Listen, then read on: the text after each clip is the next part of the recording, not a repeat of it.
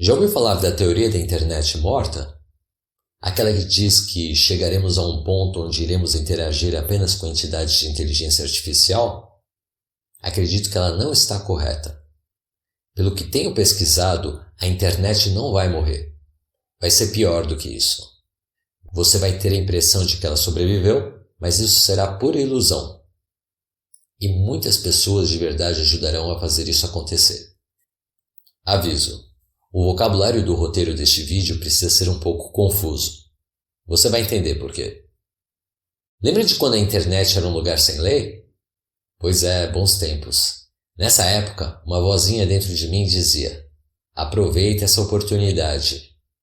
Mas eu demorei para me ligar nisso. Ainda assim, consegui abrir os olhos a tempo. Segundo a primeira emenda da Constituição dos norte-americanos, que inspirou o mesmo princípio na nossa atual e na anterior também, o esclarecimento de ideias para quem tem bom senso é mais importante do que evitar com que gente insana fique falando bobagem por aí.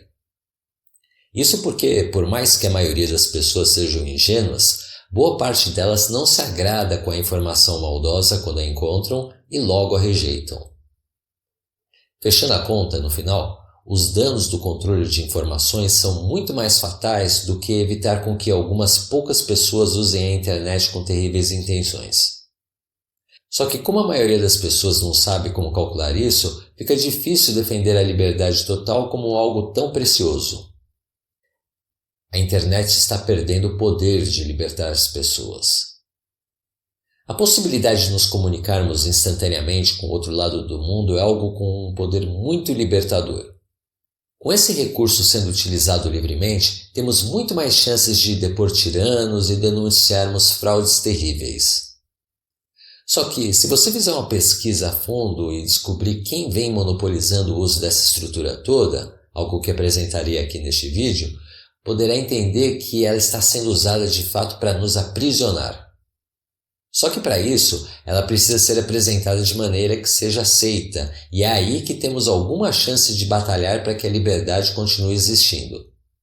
É por isso que você precisa entender bem o que estou apresentando aqui. O problema que é a Internet 2.0.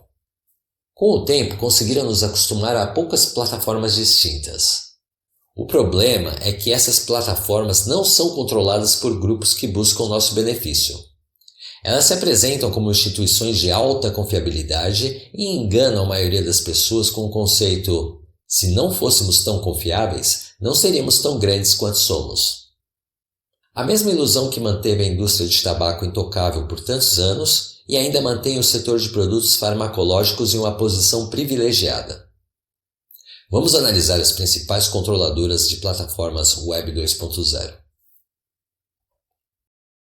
A Meta, que na realidade costumamos chamar de Facebook, criado no dia 4 de fevereiro de 2004, data que coincide com o dia em que a agência de inteligência e espionagem pentagramista encerrou um programa que visava coletar dados sobre todas as pessoas do planeta.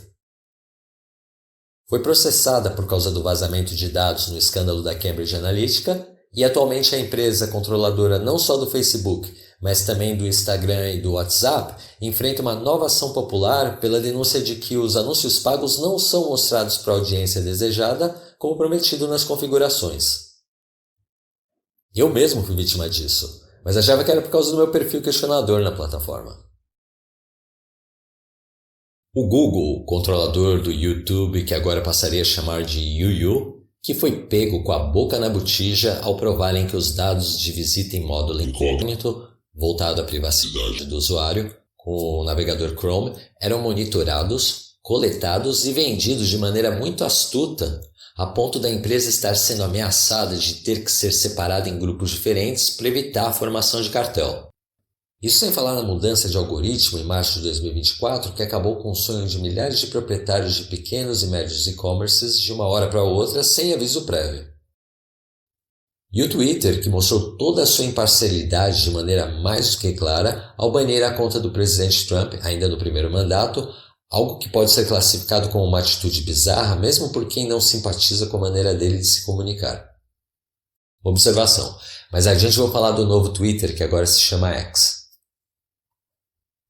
Mas com esses exemplos em mente, Você confia mesmo a qualquer grupo megacorporativo o título de guardião da verdade?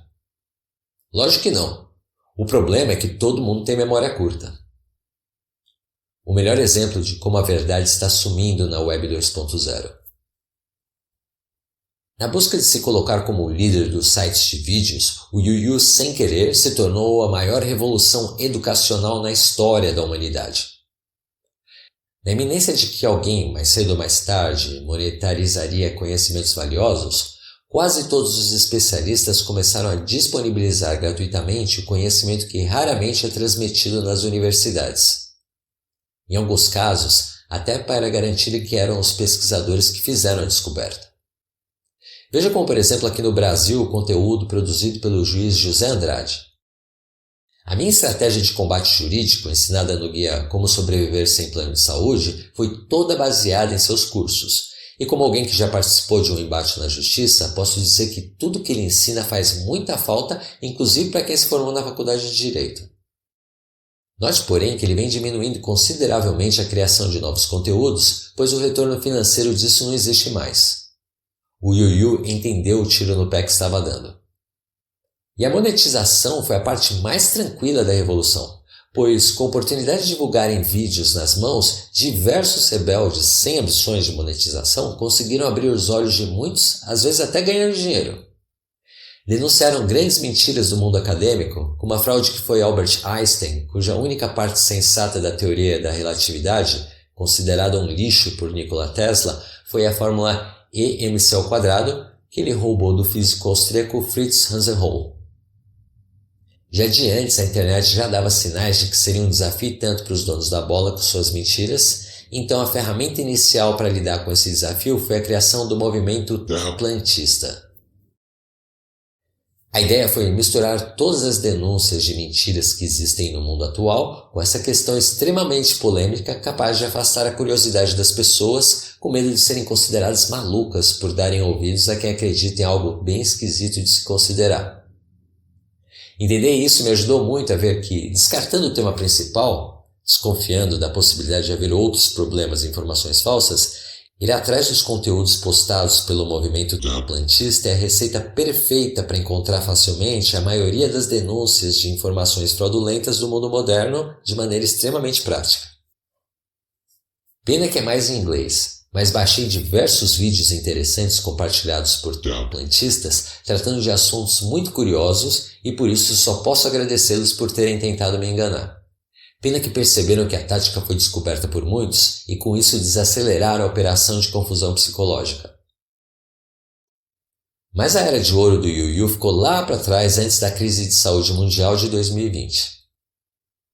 Com a desculpa de que o isolamento de pessoas em situação de risco não era uma solução eficiente, o amplo cerceamento da liberdade de expressão foi apresentado como necessário. E assim, o acesso a questões intrigantes pelo cidadão comum foi quase que totalmente eliminado da plataforma. Não se restringe ao Youyu, eu sei. De fato, isso também ocorreu em todos os buscadores e mídias sociais.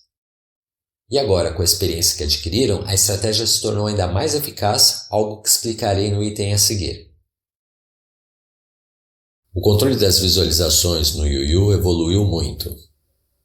No início da plataforma, as suspeitas de manipulações eram de que havia a promoção facilitada de vídeos de pessoas escolhidas, como acredita-se ter sido o caso do Justin Bieber.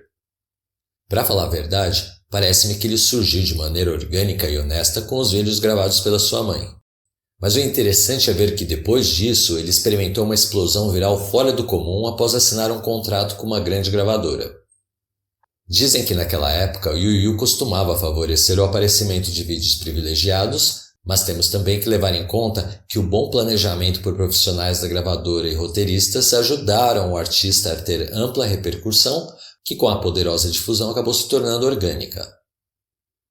Mas havia um zum de que o Youyu vendia visualizações para quem queria fabricar sucesso, e com todos os escândalos que temos visto hoje em dia, não há como descartar essa hipótese.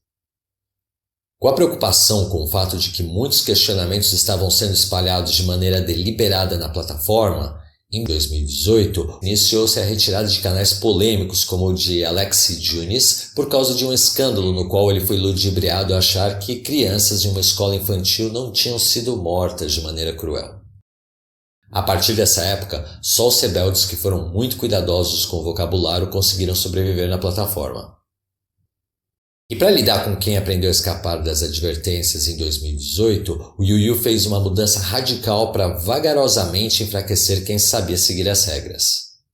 Eles mudaram o feed da página inicial do aplicativo, deixando os canais seguidos quase sempre para segundo plano e apresentando sugestões de vídeos com grande tendência de sucesso, fazendo com que diversos criadores perdessem boa parte da audiência. Muitos deles não entendiam por quê, mas tudo que postavam tinha baixa audiência porque só era assistido pelos fãs que visitavam o perfil deles.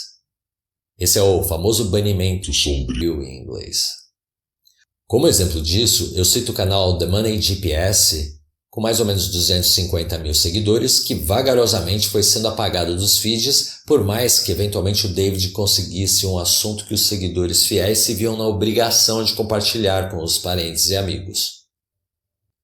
E para enfraquecerem diversos canais que não eram protegidos, começaram a desmoney os vídeos polêmicos, especialmente quando tratavam de assuntos como cuidar da saúde.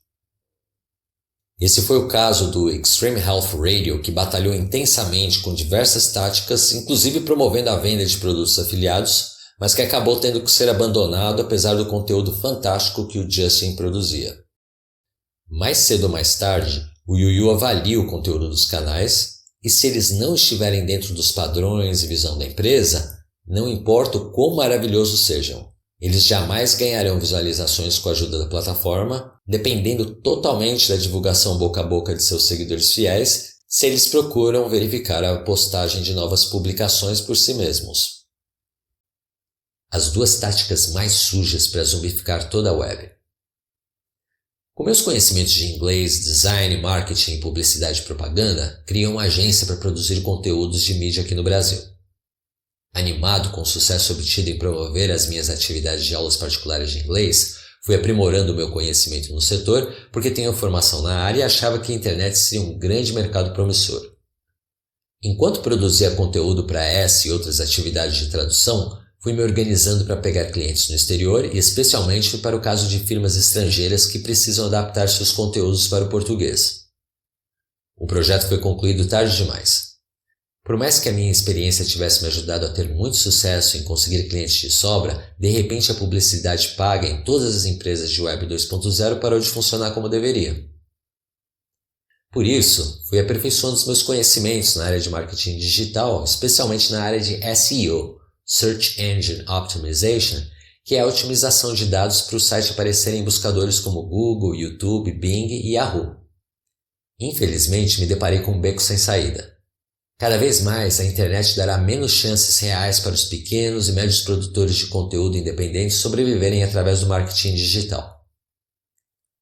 Ao realizar intensos estudos sobre o assunto, me deparei com duas coisas intrigantes que me ajudaram a desenvolver a teoria da internet zumbificada.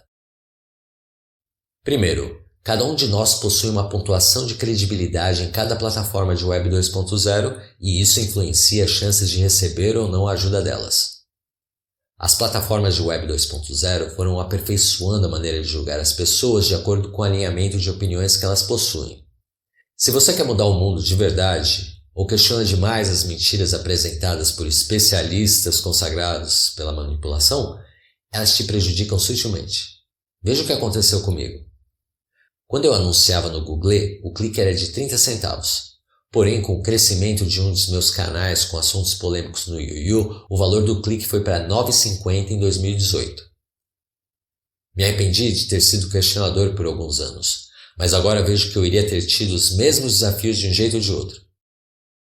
Estudando se há a possibilidade de dar a volta por trás, nem que seja produzindo conteúdo para Norse, descobri que esse aumento absurdo de custo agora foi imposto a todos os pequenos e médios empreendedores. Tenho lido muitas reclamações nos comentários de diversos vídeos sobre marketing digital online. Isso sem falar no Google Apocalipse, ocorrido em março de 2024, que arrasou com o tráfego orgânico de quase todo mundo que vivia de e-commerce no mundo inteiro. Olha, eu não descarto que o boca a boca ainda funcione e que também os novos usuários terão seus 5 minutos de fama via algoritmo. Inclusive para dar aquela esperança de que as plataformas são livres e de que o sucesso dos protegidos é merecido. Só que, recentemente acabei descobrindo que tanto o feed dos aplicativos quanto a popularização de posts estão sendo manipulados em um sistema parecido com o das máquinas de caça-níqueis em Las Vegas.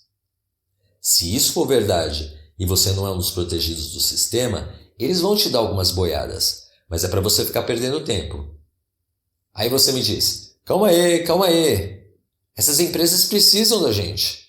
O faturamento delas vai cair muito se continuarem trapaceando os pequenos e médios clientes. Quem disse que eles precisam de faturamento? O vídeo ficaria muito longo para explicar o porquê, mas você precisa entender um pouquinho sobre a história dos bancos centrais e a relação que eles têm com empresas como a Vanguarda, State Split e a Pedrada Preta, que é o sócio majoritário das duas primeiras e de muitas outras. Para quem não sabe, o majoritário é quem decide. É algo do tipo, a Pedrada Preta manda na Coca-Cola e na Pepsi.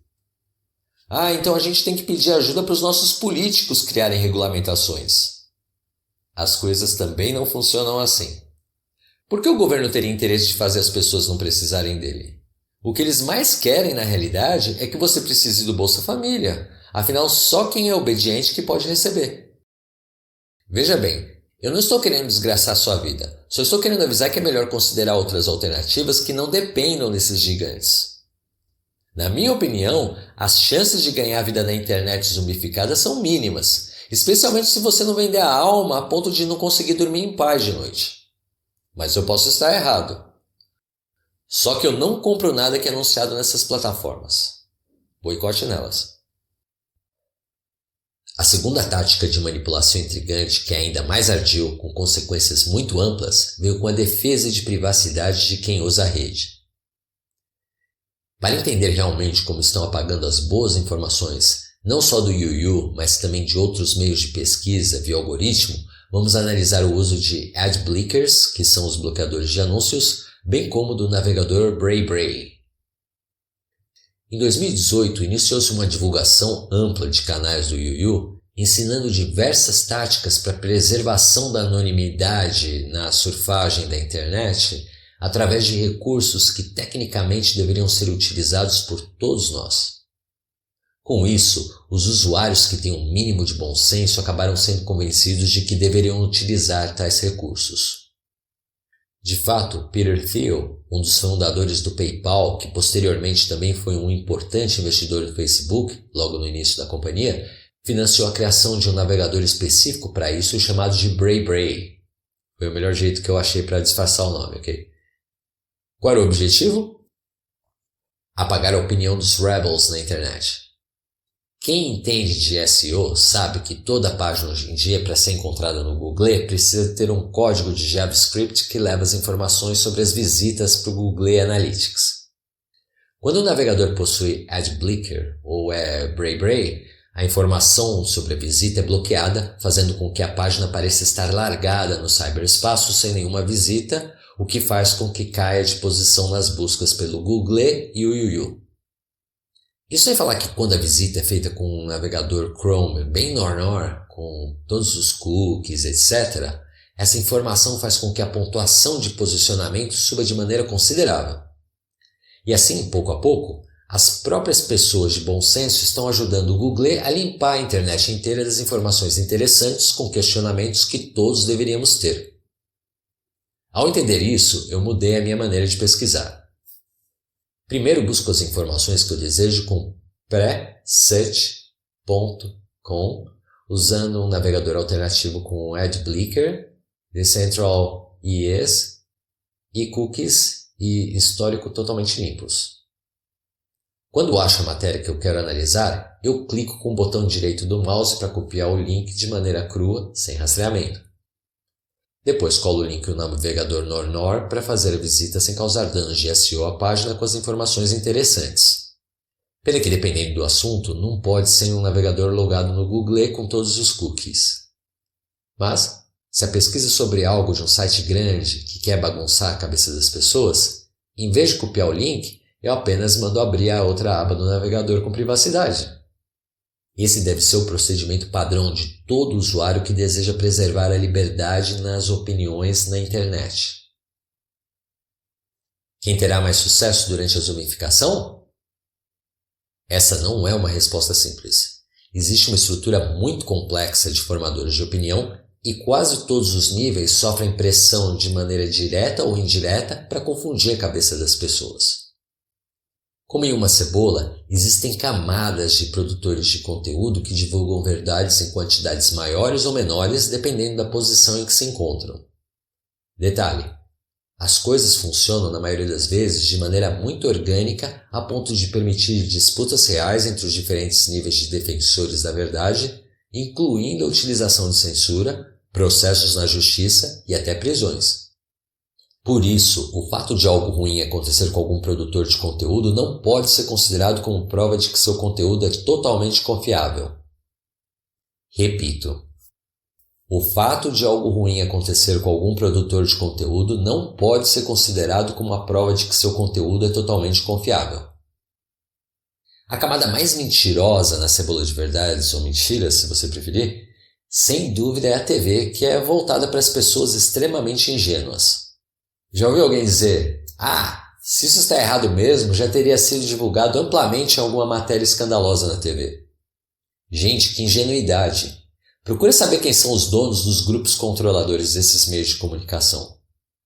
Veja que loucura essa montagem que fizeram com o exército de repórteres controlados pelo grupo Sinclair Media.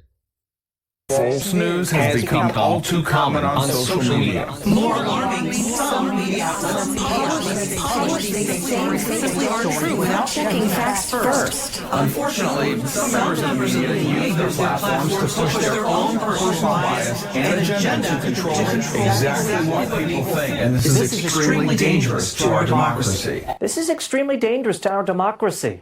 This is extremely dangerous to our democracy. This is extremely dangerous to our democracy. This is extremely dangerous to our democracy. This is extremely dangerous to our democracy. This is extremely dangerous to our democracy. This is extremely dangerous to our democracy. This is extremely dangerous to our democracy. This is extremely dangerous to our democracy. This is extremely dangerous to our democracy. This is extremely dangerous to our democracy. This is extremely dangerous to our democracy. This is extremely dangerous to our democracy. This is extremely dangerous to our democracy. This is extremely dangerous to our democracy. Mas, logicamente, nem tudo é mentira na programação. Afinal, é sempre importante jogar algumas verdades para manter aquela luta entre os ingênuos e os questionadores na sociedade. Depois da TV, a camada de verdades mais diversa é a que podemos chamar de Mainstream Alternative Media, que eu traduzo como grande mídia alterna ativa. São produtores de conteúdo com base especialmente na internet que fazem sucesso com conteúdos com algum grau de manipulação, o que não descarta o uso de informações verdadeiras.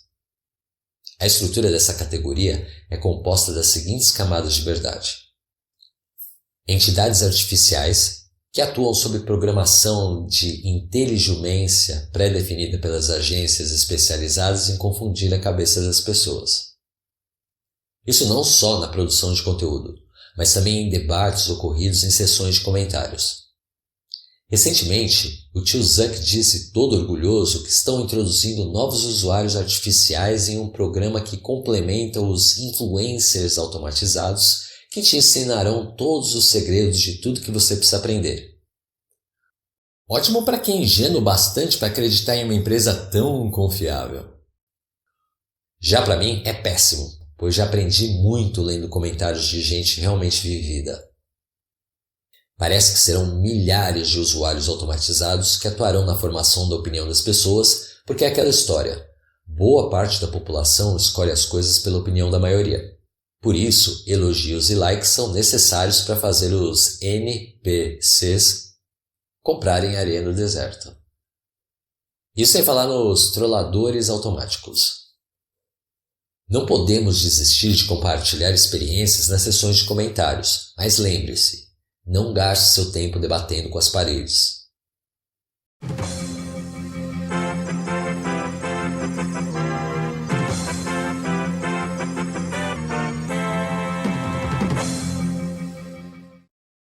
Enquanto editando a parte visual deste vídeo, a Meta anunciou que vai cancelar o programa de usuários automatizados, pois a reação negativa das pessoas em geral fez o tio Zuck mudar de ideia.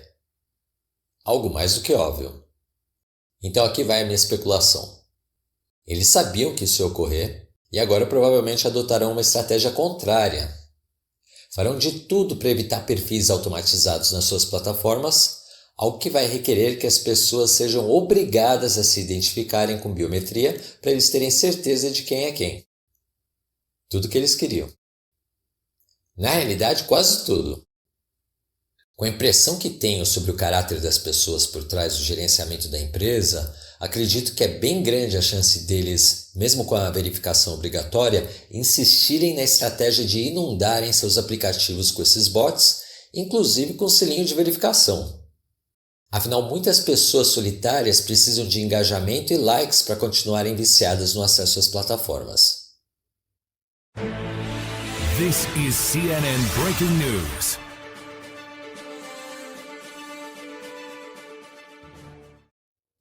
Amigolhas, os Wolf Blitzer está trazendo as novidades dos States. Sim, estou aqui. O tio Zuck acabou de confirmar que não vai mais utilizar o sistema de de verificação de informações com especialistas, que só os ingênuos confiam, e que vai usar um sistema de Community Notes igual ao do X para garantir que os próprios usuários é que farão o monitoramento da plataforma. E o Obama já confirmou que os perfis verificados terão uma participação de destaque nisso. Ok, obrigado, Wolf. Chegou também a notícia de que o Kojak ficou bravo com o tio Zuck e que por isso um monte de brasileiro já esqueceu de tudo que ele fez de errado. Oh, que lindo o coração do brasileiro, que supimpa! O brasileiro ama os inimigos. Os inimigos viram herói e todo mundo fica feliz. A próxima camada de verdade na grande mídia alterna ativa são os criadores preguiçosos, que podemos dizer que são os produtores de conteúdo acomodados que utilizam a inteligência artificial para a criação de todo o material que compartilham. E a camada seguinte são os criadores de futilidades talentosos, que são as pessoas com talento de sobra para produzirem todo tipo de bobagem curiosa e engraçada. O que não seria algo mal se mais da metade do tráfego nas redes sociais não estivesse programado para focar nisso. A partir daí, então, chegamos nos ativistas irados, que são aqueles que querem tacar fogo no parquinho de propósito. Não tem como citar exemplos, pois é difícil julgar, mas é gente que espalha ideais maliciosos para prejudicar as pessoas apenas porque eles são sádicos. Temos também os ativistas remunerados, que são aqueles que sabem que estão errados, mas querem mais que o mundo se ferre e recebem bem por isso. Geralmente são aquelas celebridades e grandes executivos que por um milagre mudam de vida e resolvem fazer o bem. Não tenho certeza, mas acredito que o ator Russell Brand e o ex-produtor de TV Del Big Tree fazem parte desse grupo, embora possam estar sendo chantageados. Temos também os ativistas cegados, que são aqueles que são tão apaixonados por um ideal que jamais admitirão que erraram na escolha, por mais que os outros possam apresentar evidências de que estão totalmente errados. Você deve ter algum amigo ou familiar que pensa assim. Daí temos os rebeldes comprados, que são os que sabem o que é certo, receberam proposta e toparam se vender. Tenho exemplos de produtores de conteúdo aqui no Brasil, mas não vou citar para evitar encrencas. Mas é assustador descobrir que tem muita gente disposta a aceitar essas ofertas. Infelizmente, também existem os rebeldes chantageados, que são os que não querem, mas precisam seguir ordens. Isso ficou evidenciado com o caso da ilha do Epstein, onde levavam políticos e celebridades para oferecer atividades ilegais na qual eles eram filmados. E também com a brusca mudança de atitude do Alexei Jones por causa do processo relacionado ao tiroteio na escola Sandy. É interessante dizer que eu vi na minha frente, em uma transmissão ao vivo, o Alexei Jones admitir que havia sido chantageado e que quem pudesse produzir conteúdo autêntico deveria dar continuidade ao seu trabalho com suas próprias produções. Depois no upload da gravação esse trecho foi cortado. Veja bem, Acredito que esses produtores de conteúdo, cada um na sua esfera, possuem grande liberdade para se expressarem de acordo com suas crenças originais. Porém, eles provavelmente recebem instruções de limites sobre o que podem criticar, temas de assuntos que devem defender e eventuais mudanças na temática de acordo com o que a audiência deles é capaz de tolerar. Essa liberdade que possuem, por mais que estejam até com a vida ameaçada, é aceita como preço requerido para existir a ilusão de liberdade. Se os nossos olhos pudessem ser abertos totalmente, perceberíamos que quase toda a nossa liberdade existe apenas porque o maior medo de quem controla as altas cúpulas é que as pessoas entendam que estão sendo enganadas. Uma mudança de comportamento em massa colocaria todo o sistema abaixo, gerando mudanças que fariam todo o castelo de cartas deles desabar de uma vez só.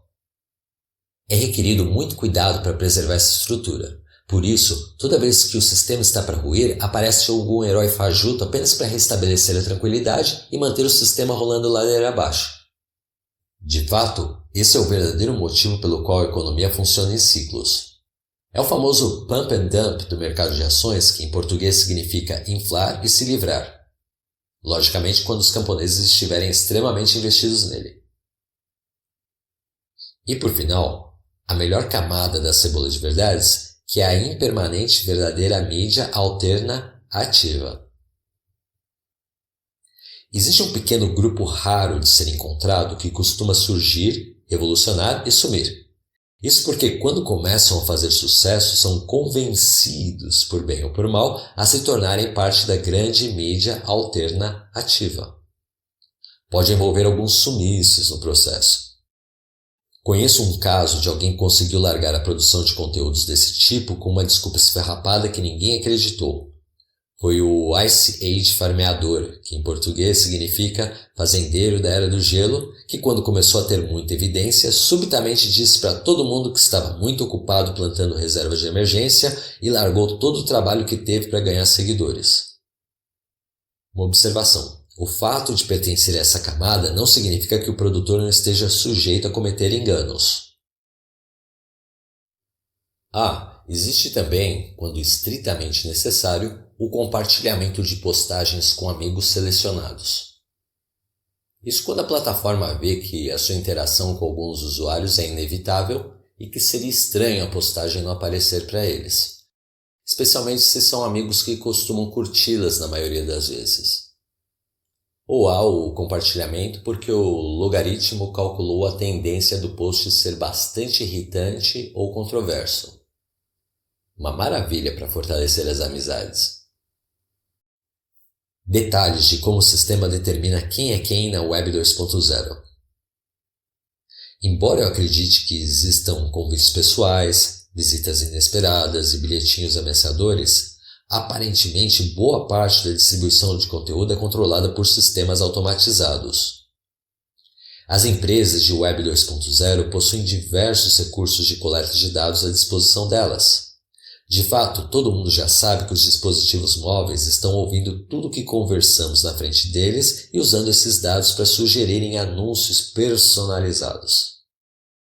Muita ingenuidade você acreditar que todo esse poder é usado apenas para empurrar produtos de anunciantes. O que muita gente não sabe, porém, é que cada post que elas veem nas mídias sociais tem uma classificação social. E o tipo de curtida que elas dão ajuda essas empresas a gerarem uma pontuação para determinar qual é a categoria delas. Isso ajuda a determinar se alguém deve ser punido ou favorecido pelo sistema. E tem mais. É bem provável que já exista há muito tempo um sistema flash de captura de expressões faciais que correlaciona o padrão do post com a opinião facial do usuário sobre ele. Algo fundamental para essas empresas monitorarem. Ouvi falar disso lá em 2019, e já que a tecnologia existe, seria muita preguiça não ter implementado isso ainda. Não há como dobrar o sistema. Por mais que eu tenha um perfil comportadinho nor para interações banais, corte o fiozinho do microfone do meu dispositivo móvel, coloque fita na câmera, etc., o sistema ao menos recebe sinais de que eu não sou flor que se cheire. Embora minha situação já tenha sido bem pior. Mas eu já estou ciente de que os produtores de informação de qualidade jamais receberão qualquer tipo de apoio dessas empresas nas suas atividades. De fato, para alertar as pessoas sobre os problemas aqui citados, conto apenas com o boca a boca. Para não te prejudicar pelo compartilhamento, estou sendo bem cuidadoso no uso de palavras e expressões aqui. Relax, o Tony Stark trará o mundo de volta à normalidade. Falando em herói fajuto, não precisamos mais nos preocupar com a Web 2.0. O Homem de Ferro, Elon Musk, vai centralizá-la de maneira confiável. Soa bem isso?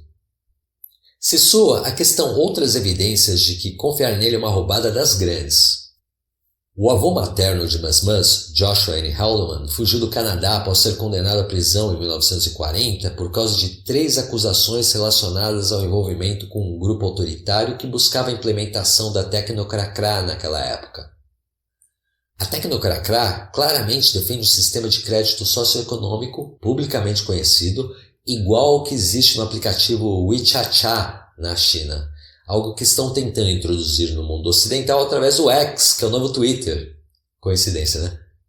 Tá com a pontuação baixa? Não pode viajar de avião, utilizar serviços públicos, etc. Será apenas coincidência? Duvido muito disso. Eu prefiro não arriscar. Por isso, aponto a gravidade da situação aqui neste vídeo. Mas talvez eu tenha uma melhor maneira de mostrar que o surgimento desse herói não faz muito sentido. Veja a história do fabricante de carros Tucker, que foi literalmente sabotado pelo sistema judiciário norte-americano até ir à falência. Depois da surpresa que foi Henry Ford, o monopólio corporativo esteve sempre vigilante para não deixar ninguém mais empreender no mundo automotivo através de talento. Mas o Tony Stark é um gênio, por isso tem que ser nosso líder. Na realidade, nem ele foi o fundador da Tesla. Esse homem está integrado com os donos da bola. E a perspectiva do futuro não é muito boa. Dizem que a possível aquisição do navegador Chrome terá um papel importante nisso, algo que tem muita chance de acontecer.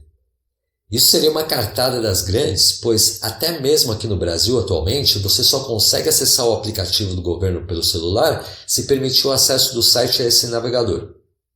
E você também só consegue acessar o site pelo computador se tiver o aplicativo instalado no celular. Eu entendo que você é fã dos heróis Marvel e que acha que ele é o Tony Stark da vida real, mas acredite, nunca é bom colocar a confiança, os ovos na mesma cesta. Lembre-se de como funciona a tática de enlouquecer a população ensinada por Yuri Bezmenov. Desmoralização, desestabilização, crise e normalização. Os abusos ocorridos na Web 2.0 foram claros demais para que alguém sensato continuasse confiando nela. Algo precisava ser feito para recuperar sua credibilidade e foi isso que aconteceu. Com grande sucesso para minha preocupação. Tell us about your new policy. Right, so freedom of speech, not reach.